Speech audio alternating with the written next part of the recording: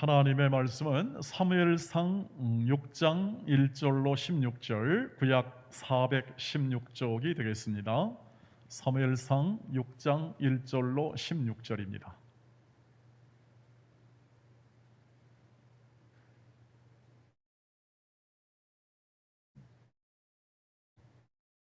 사무엘상 6장 1절로 16절입니다. 416쪽 한 절씩 교독하도록 하겠습니다.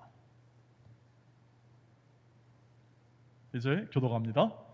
여호와의 궤가 블레셋 사람들의 지방에 있은 지 7달이라. 그들이 제사장들과 독술자들을 불러서 이르되 우리가 여호와의 궤를 어떻게 할까? 그것을 어떻게 그 있던 곳으로 보낼 것인지 우리에게 가르치라. 그들이 이르되 이스라엘의 신의 궤를 보내려거든 거저 보내지 말고 그들에게 속건제를 드려야 할지니라. 그리하면 병도 낫고 그의 손을 너희에게서 옮기지 아니하는 이유도 알리라 하니,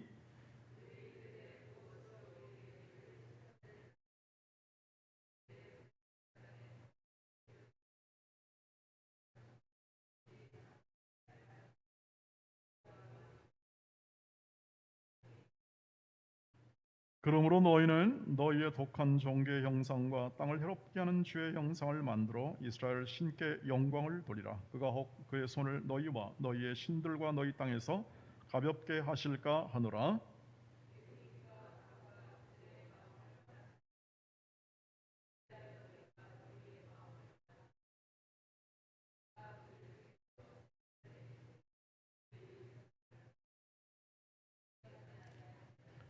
그러므로 새 수를 하나 만들고 멍에를 메어 보지 아니한 젖난 소 2마리를 끌어다가 소의 수레를 메우고 그 송아지들은 떼어 집으로 돌려 보내고,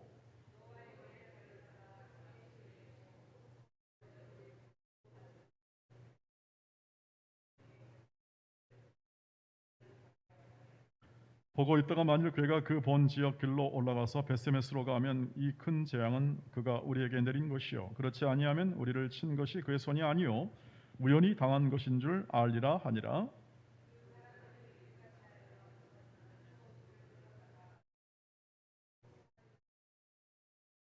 여호와의 궤와 및 금지와 그들의 독종의 형상을 담은 상자를 수레 위에 실으니,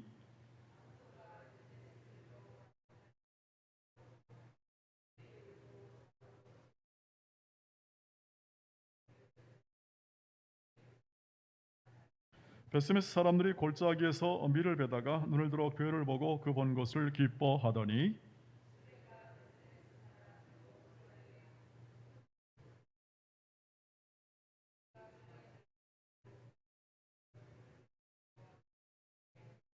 레위는 여호와의 궤와 궤와 그 궤와 함께 있는 금보물 담긴 상자를 내려다가 큰 돌 위에 두매 그날에 베스메스 사람들이 여호와께 번제와 다른 제사를 드리니라. 블레셋 5방백이 이것을 보고 그날에 에그론으로 돌아갔더라. 아멘.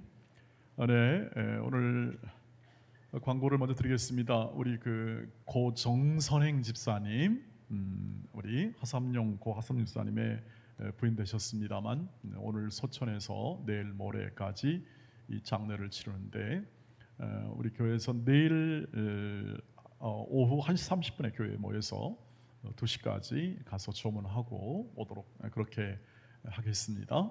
이 하정욱 형제인데요. 위해서 이 가정을 위해서 기도해 주시고 그리고 또 잘 장례 치르도록 위해서 기도해 주시기를 바랍니다. 코로나19 때문에 다른 것은 못하고 조문만 받는다고 합니다. 이 점 잘 알고 기도해 주시고 또 교회 광고도 카톡으로 나와 있는 것을 여러분이 아마 보실 겁니다. 여러분 오늘 수요일날 오셨는데 우리 옆에 분과 함께 한번 인사하도록 하겠습니다. 우리 한번 오늘 수요일도 반갑습니다. 또 우리 서로 축복합니다. 이렇게 서로 인사하도록 하겠습니다.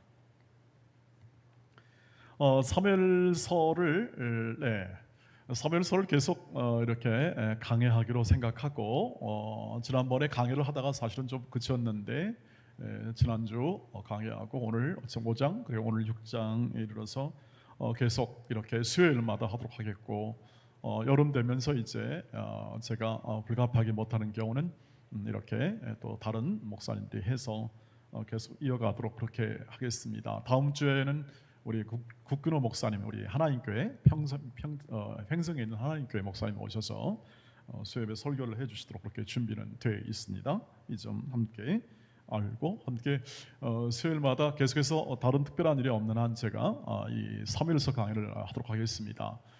사무엘서를 하는 이유는 뭐냐면 역사서, 다시 말하면 이스라엘의 이 건국 역사가 자세히 기록되어 있고 이 사무엘서를 통해서 그 당시 이 사사 시대를 끝내고 왕정 시대로 옮아가는 과정 속에서 하나님이 어떻게 이스라엘 백성을 인도하셨는가를 이렇게 잘 살펴보면 오늘날 우리를 인도하시는 하나님의 인도하는 방법과 그리고 우리가 어떻게 반응해야 되고 신앙생활을 했는지에 대한 우리의 삶의 태도가 명료하게 나와 있어서 매우 유익한 그러한 오늘 이 사무엘상 강해가 되리라고 생각합니다.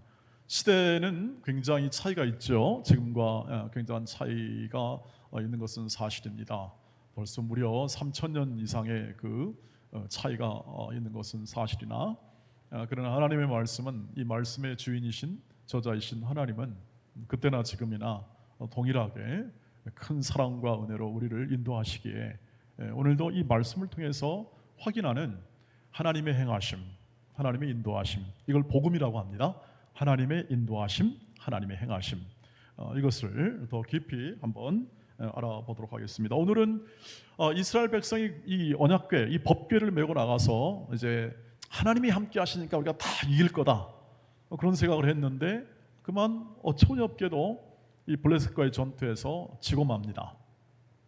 지고 더군다나 그들이 정말 애지중지하고 하나님의 상주로 여겼던 언약궤까지 빼앗기자 아주 허탈하고, 그리고 이가봇이라고 말을 한 것처럼 하나님의 영광이 떠났다. 그래서 우리 이제 다 망했다. 이제 우리는 끝났다. 우리의 희망이 없다.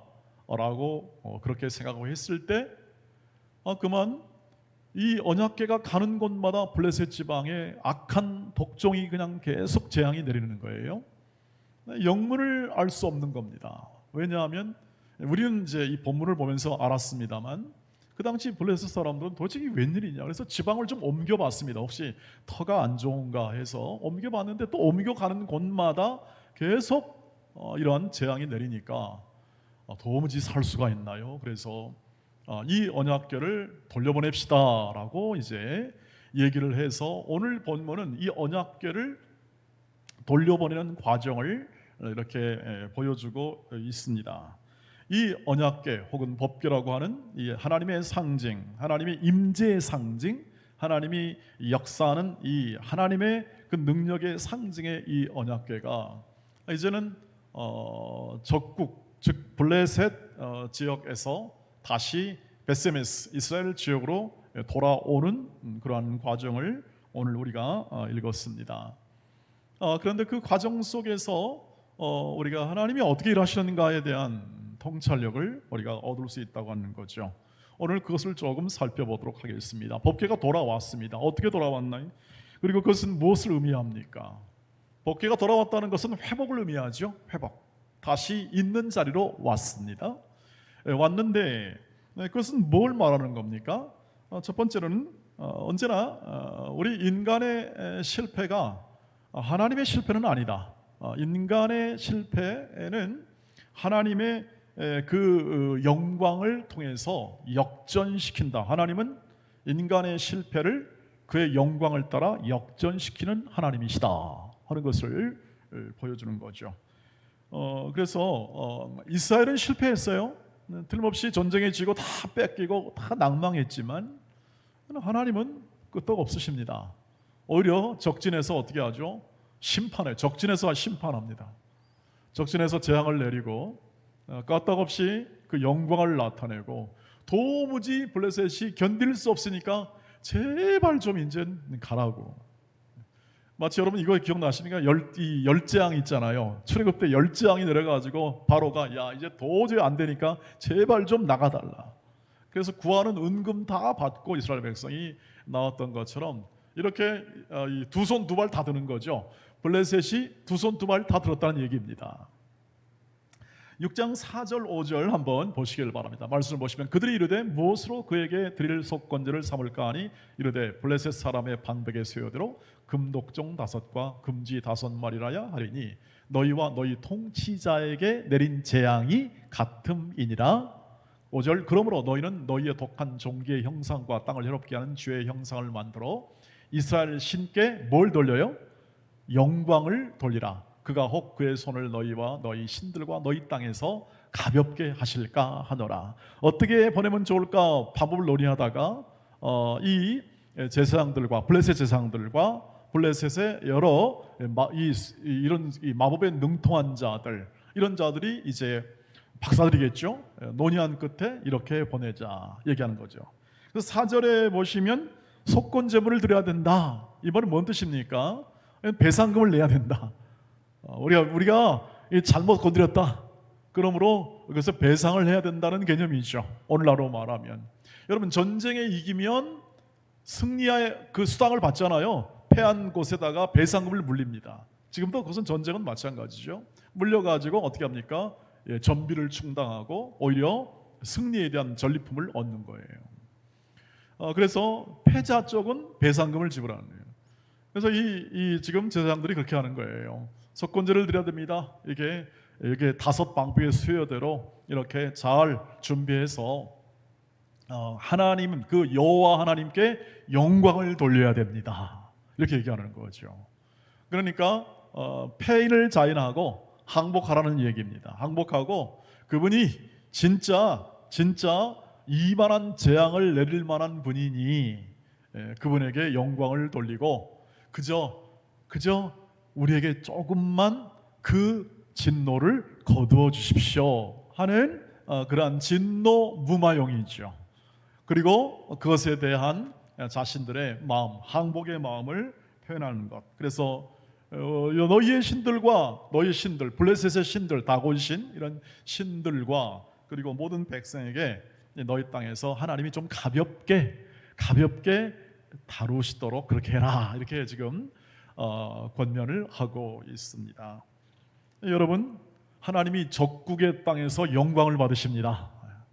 까닭없으십니다. 하나님의 언약궤가 여호와의 그 임재의 상징이 적이 아무리 강하고 아무리 이스라엘 백성이 실패하고 그리고 지금 망하는 지경에 있어도 하나님은 어디든지 하나님의 뜻을 성취하고 있다. 사실상 빼앗긴 언약궤가 이스라엘 백성의 망하는 시점에 이르자 그때부터 7개월 만에 완전히 역전시켜서 하나님의 뜻을 성취하는 것을 오늘 보여주는 것입니다. 그러므로 하나님의 실패는 없습니다. 우리가 실패하고 우리의 삶이 실패한 것처럼 보일지라도 우리를 향한 하나님의 목적은 실패할 수가 없다는 사실을 믿으시길 바랍니다. 그것이 우리에게 대한 약속이죠. 그래서 하나님의 일하심, 하나님이 구원하심, 이스라엘 백성이 지금 망해가고 있다고 느끼지만 친히 이 블레셋을 다스림을 통해서 다시 언약궤가 돌아옴을 통해서 이스라엘 백성이 희망을 주는 거죠. 너희의 실패는 곧 이제 내가 일할 시점이다. 우리의 실패가 우리의 실수나 우리의 부족함이 있을지라도 하나님이 부족한 것은 아닙니다. 하나님은 강하십니다. 하나님은 능력이 있으십니다. 우리가 믿는 하나님, 우리가 절망 가운데 붙드시는 하나님이 적국에서도 일하시고 혹은 우리 실패의 자리에서도 그 끝자락에서 회복의 역사를 이루신다. 그래서 하나님의 일하심을 견제할 사람이 없습니다. 하나님의 일을 막을 사람이 없다는 뜻을 얘기해 주는 거죠. 하나님은 모르는 이방 땅이나 우리가 알지 못하는 곳에서도 하나님은 역사하시고 계십니다. 그것을 오늘 친히 보여주죠. 확인장치로, 오늘 말씀에서 확인장치로 보여줘요. 10절 12절 말씀 보겠습니다. 이 아주 재미있는 이야기죠. 그 사람들이 그같이 하여 젖나는 소 둘을 끌어다가 수레를 메우고 송아지들은 집에 가두고 여호와 교회와 및 금지와 그들의 독종의 형상을 담은 상자를 수레 위에 실으니 암소가 벳세메스 길로 바로 행하여 대로로 가며 갈 때 울고 좌우로 치우치지 아니하였고 블레셋 방백들은 벳세메스 경계선까지 따라가니라. 뭔 뜻입니까? 이제 이 방백들이 해보자고 한 겁니다. 그래도 혹시 이 재앙이 우연이 아닐까, 이런 이제 생각이 드니까 어떤 시험을 하냐면 그 송아지, 새끼 난 송아지, 이제 젖 나는 거 있잖아요. 이 송아지를 난 어미소를 2마리를 해다가 그 수레를 매게 합니다. 자, 모성애를 자극하는 거죠. 만약에 이 재앙이 하나님께로 났다면 이 소 2마리는 하나님의 뜻을 받들어 벳세메스로 곧장 갈 거다. 그러나 이 재앙이 우연이었다면, 여러분 이제 송아지를 막 난 이 소는요, 이 송아지의 그 젖이 풍부하기 때문에 모성애가 있잖아요. 못 가죠. 이 새끼 곁을 못 떠납니다.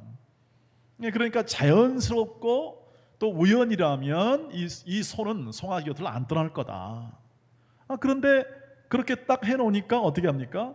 이 젖이 나는 이 소가 뒤도 좌로나로나 치우치 않고 어떻게 합니까? 곧장 가는 거 보면서 야, 하나님이 역사하시는구나 하는 것을 알고 그대로 이제 행하게 되는 것을 오늘 이 말씀을 통해서 볼 수가 있습니다.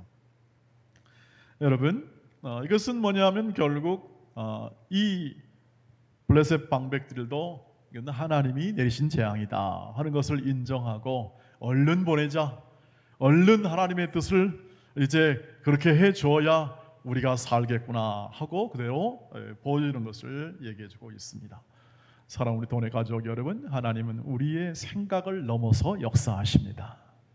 우리의 의지와 우리의 판단을 넘어서 하나님이 일하십니다. 이게 성경의 전체적인 스토리예요. 우리 생각을 넘어서는 하나님의 구원의 역사가 늘 역사의 모든 성경 안에 담겨 있어서 어느 성경 본문을 보아도 언제나 우리의 생각을 넘어섭니다. 언제나 이스라엘 백성은 그랬습니다. 어떻게 이스라엘 백성이 망할 수 있을까? 하나님의 백성이 어떻게 망할 수 있을까? 하나님이 함께 하신다면 어떻게 우리가 망하게 두십니까? 하나님은 뭔 생각이시죠? 이 백성이 이해하지 못한 채 계속 있을 때 하나님의 생각은 뭐냐?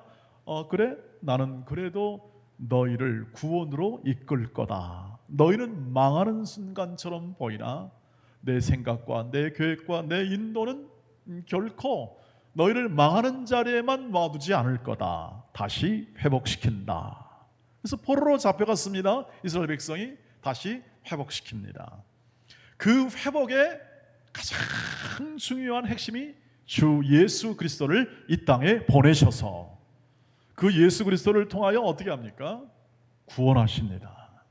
근데 인간들이 이걸 다 이해를 못합니다. 왜 예수님 구세주가 십자가에 죽으셔야 하나요? 왜 구세주가 죽으셔야 되나요? 능력 있는 분이 왜 죽어야 되는지를 이해를 못합니다. 하나의 예를 들어보죠. 요한복음 11장 49절로 52절입니다. 그 중에 한 사람 그의 대제사장인 가야바가 그들에게 말하되 너희가 아무것도 알지 못하는도다.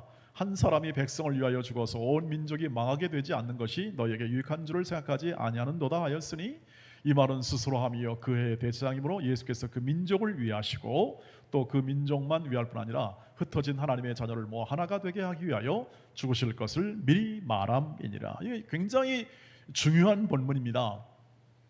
그 당시 제자들도 잘 몰랐습니다. 왜 죽어야만 했는가를 잘 몰랐는데 나중에 이 가야바가 했던 말, 그의 대제사장인 가야바가 무슨 말을 했냐면 지금 한창 산헤드린 공회 안에서 이 예수의 처리 문제를 놓고 고민하면서 이런 토론을 벌였습니다. 그래서 가야바가 예수를 어떻게 처리할까 하다가 이 사람을 죽이자 그럽니다.